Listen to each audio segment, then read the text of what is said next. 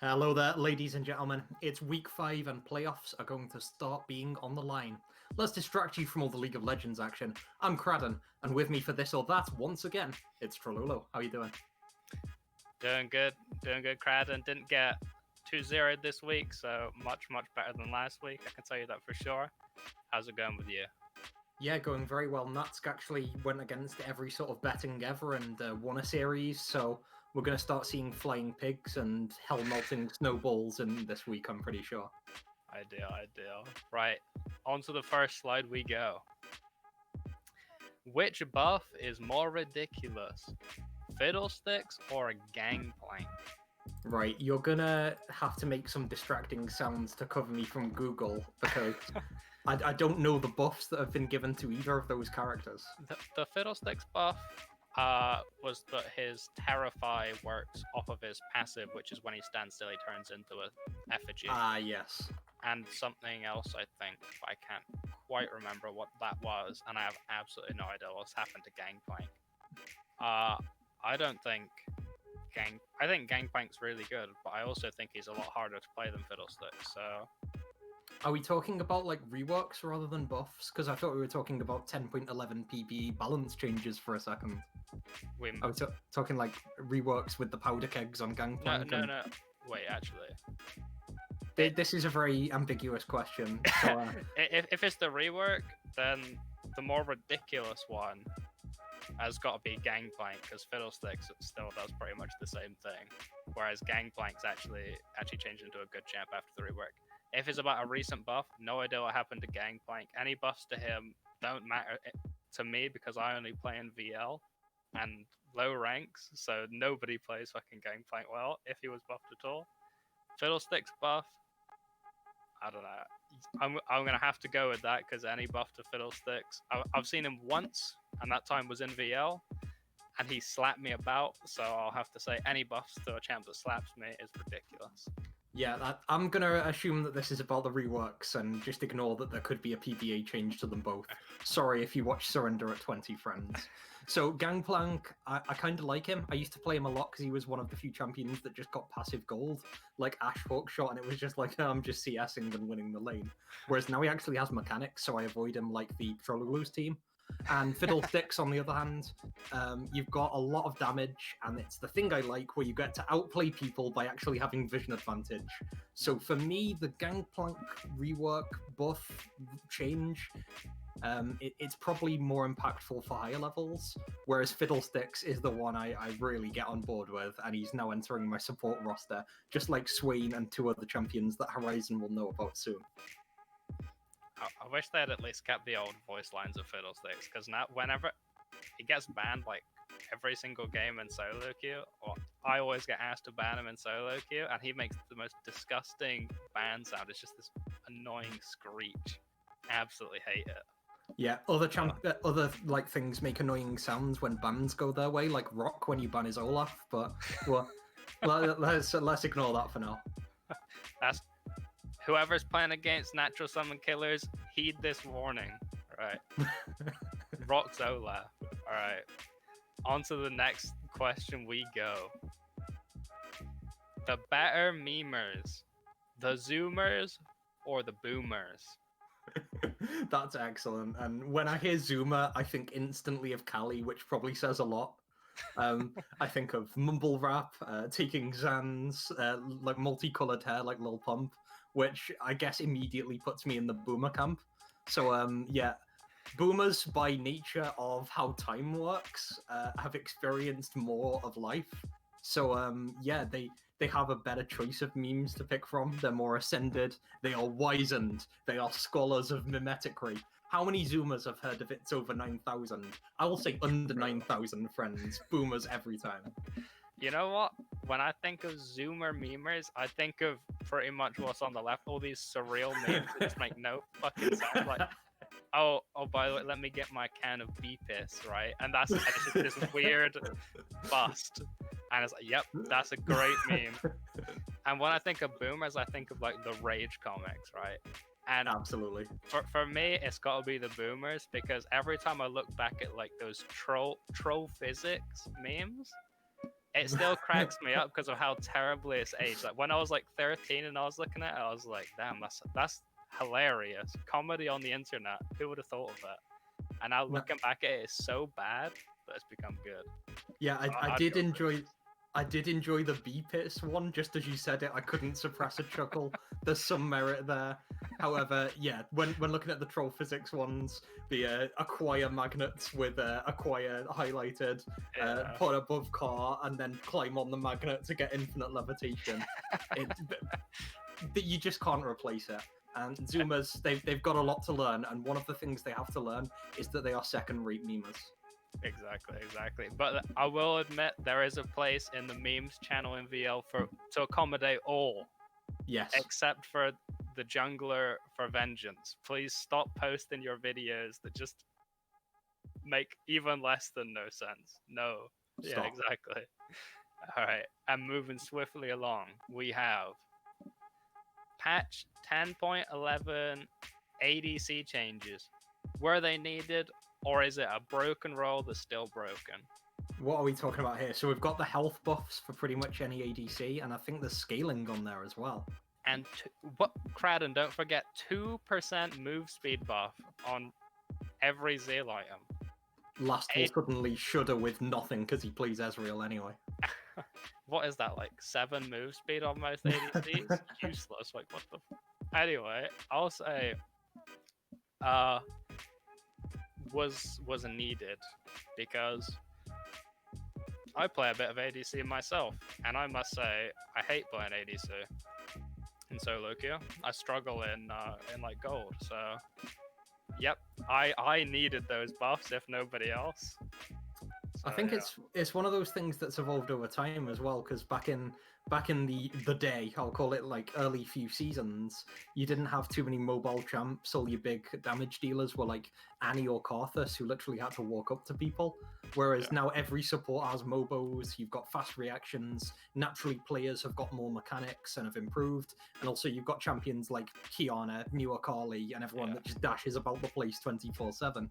So even though 7 move speed isn't going to change your life, as the game has got more and more towards the high mobility end and the super fast reactions with more and more people playing, the top end getting more stacked, I'd say that it's more aimed at the higher elo element where it's really quick reactions required. But you definitely need them across the board to avoid Season 10 ADC lol like Season X ADC lol for the last 9 years. Exactly, yeah.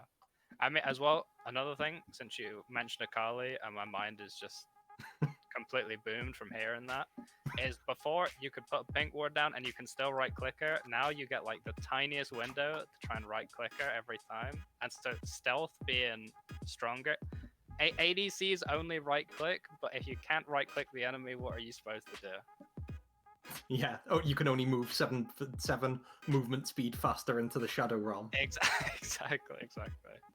Alright, moving along.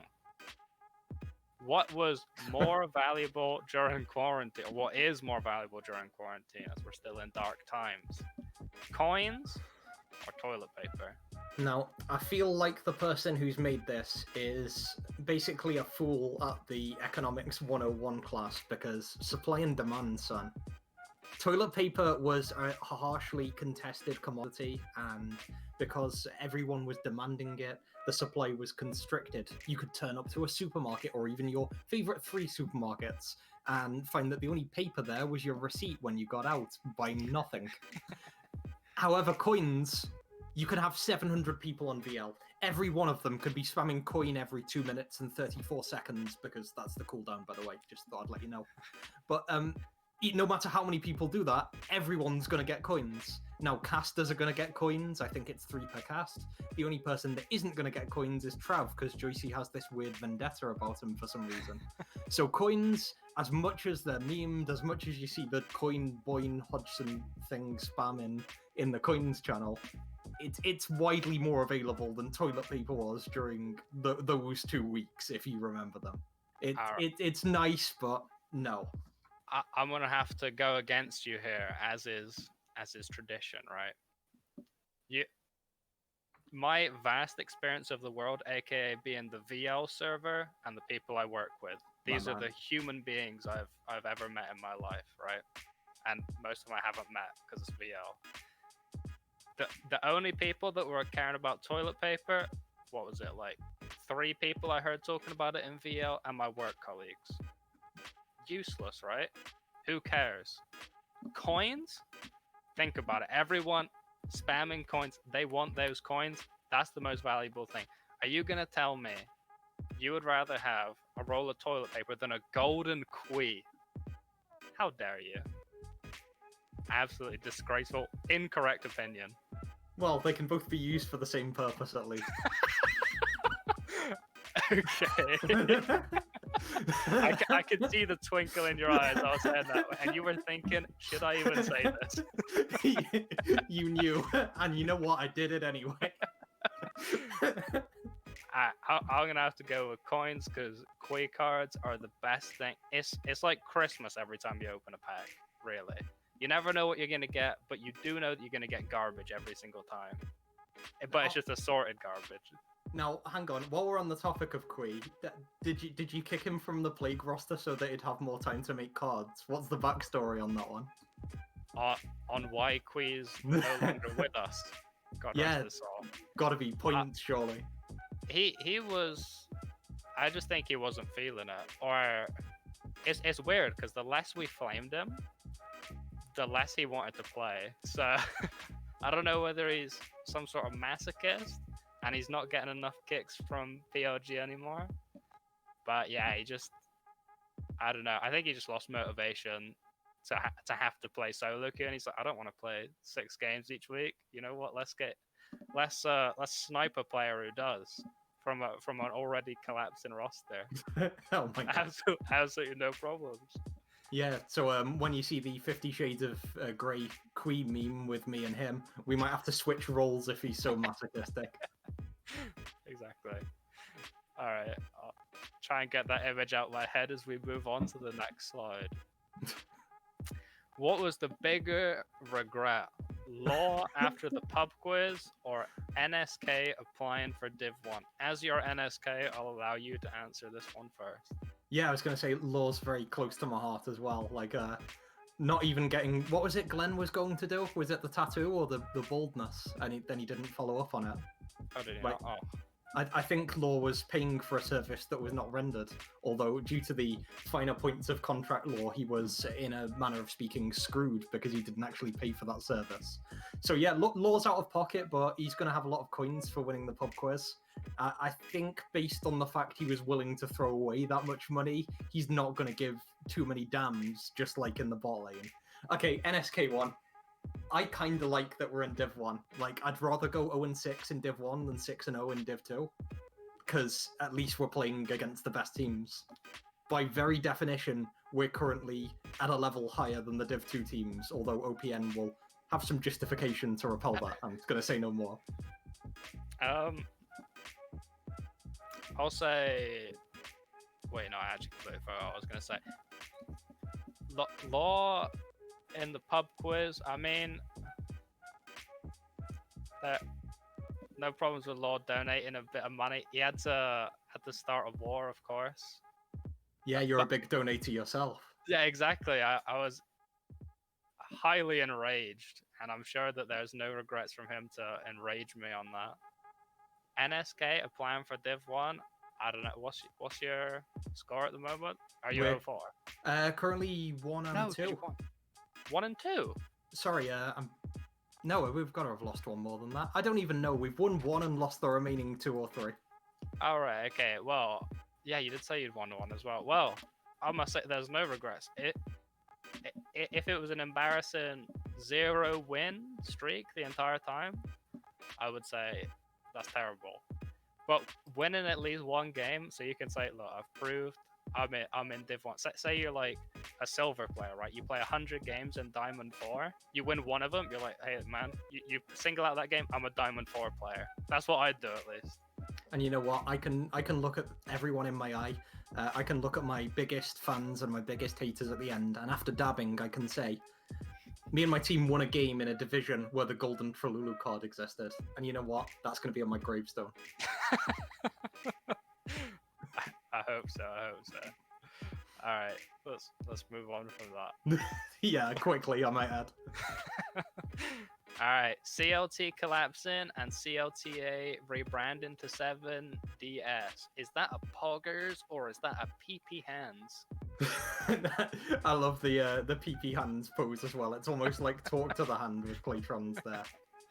So yeah, 7 Deadly Sins, it depends on your argument, because Playtron's Academy, they're probably right to change because you don't want to be an academy of a team that doesn't exist. Yeah. There's no point being that, because surely the goal is to develop, and how can you develop into a senior team that is literally Shadow Realm itself? However, it depends on your viewpoint. Did CLTA rebrand because of their personal connections? You've got Ice in there, I think Kraft's in there, and I think Harshy's in there, all connected to 7DS in some way. Or is it, we're going to win the split, we're already 3-0, we're locked in, may as well pick a winning team's name and then brag about how we personally and not other people have won 7 titles or whatever it was.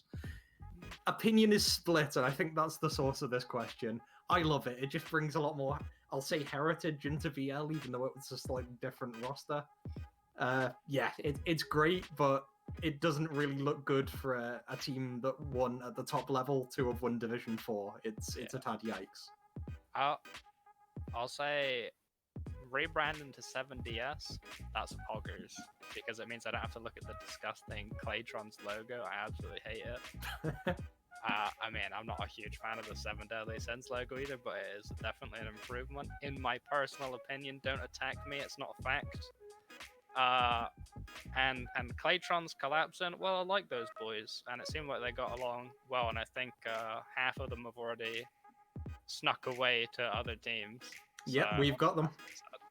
Yeah. Of course, the black hole that is NSK. You're next. Yeah. maybe. Who knows? Yeah, I'll say that's the Pepe Hounds, is that team splitting up, because I quite like. I'll tell you what, they actually they didn't do too badly versus Quake when we scrimmed against them, but that was ages ago. But still, I like a lot of the people in there. I would have hoped that they kept playing together. But you know, if they all want to play in Div 3, more power to it. If Div 2 is too much for all of them, they think, look, I want a bit of easier games. I'll join the academy team. What they've basically done is they won Div 3 without dropping a game, decided Div 2 was too hard, and so they're going to attempt to beat the Div 3 world record again. Exactly. 12-0 in Div 3. The dream. Alright. Moving on from that, what do we have? What gave the bigger headache? Morning after the pub quiz or watching Cyrez D drafting? Oh, that's huge, and Cyrez D drafts are very close to my heart. He gets memed on a lot, and as someone who doesn't know much about drafting, I look at the comps he drafts, he puts a lot of preparation in. I won't reveal too much, but he likes to set up what he's going to ban, does a lot of research into his opponents, and then has quite a clear goal as to what he wants to do. I think his drafts seem okay, but that's either going to less vilify him or point me out as a giant idiot who isn't seeing an obvious hole with drafting. Morning after the pub quiz, though, that was big. Like, I went more than my usual 2 bottles of cider, which normally would be enough to knock me unconscious. And yeah, it was quite a get-up. I think the bigger headache was definitely the morning after the pub quiz for me. Yeah, I'm gonna have to agree with you on that one. Mostly because okay. Well, first of all, the morning after the pub quiz, nightmare for me. I also drank a bit too much more than I usually do. Lost the solo queue game or 2 on my Smurf. Somehow lost a 1v1 to Sushi. Like it. Yeah. Oh my god. That should just tell you that I drank too much. Was it while you were unconscious at your desk? Because that must have been close. Well, yeah, that happens. I get a bit tired when I drink. Watching Cyrez D draft, I mean, to be honest, I don't watch him draft because I don't watch any game that's not a Plague game for the ego boost. But I will use Ice's words.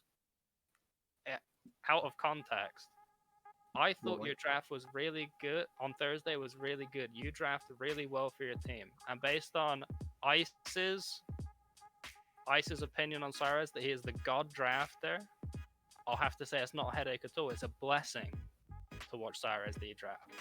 And so the Yeah. bigger headache's gonna have to be the morning after the pub quiz. Yeah, Ice. Sirez has his detractors, but according to Ice, Sirez really understands what a Group A or B team needs to win. So I think we can. Yeah, team. I think we can really settle ourselves with those words. That although Sirez D has his detractors, Ice really has a giant confidence in this man. He's behind him all the way. Exactly. All right. Next up, we go.